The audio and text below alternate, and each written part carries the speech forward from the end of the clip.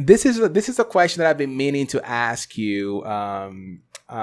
What tips do you have for people who are in their early 30s and they would like to, see what it feels like, to act or to take acting classes, or if they're too afraid, is it too late? Can they still do it? Do you have any tips like, oh, come on, go for it, or Hmm. come on, no, it's too late, come on, do something else?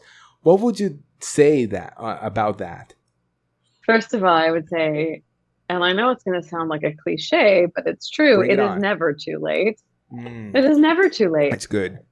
Excuse me. There are people on screen and on stage of all different walks of life, and we always need to see all different kinds of people on our screens. Always. So the first thing, yeah, that's the first thing I would say is it's never too late. The second thing I would say is take the class. If you're scared, that means you need to do it. So sign Okay. up for that class. Take the improv class, get the training. Because here's the thing, when it comes to any kind of artistry, any kind of skill, there's a portion of it that is innate talent, right? Some people just have an innate ability. It's like my innate ability to live with a calendar by my side. Like it just comes to me naturally. That's one half of it. The other Hmm. half of it is the practice and the training and the commitment to developing the craft so that, especially for the work of an artist, like as an actor,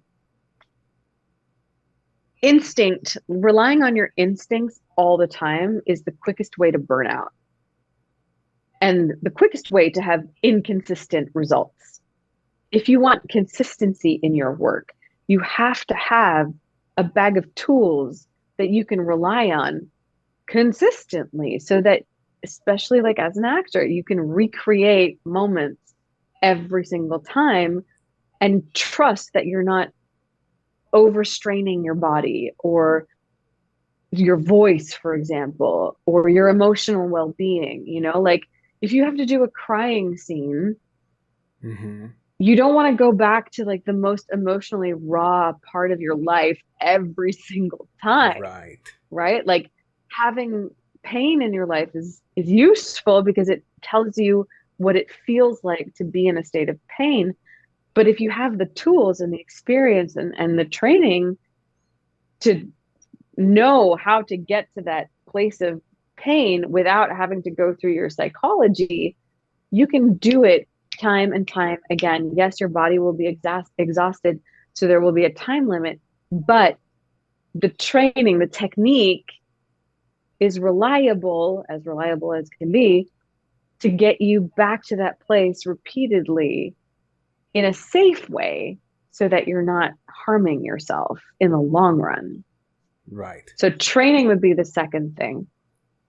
And then the third part would be to go out and do it. Because if you're just doing it, like we were talking about earlier, if you're just doing it in the privacy of your home, Yeah. it's great for practice. But Yeah. if your art isn't being shared with people, I don't think it's fulfilling. I really don't believe that art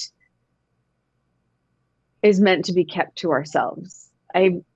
For the full effect of it, it needs to be shared. Right.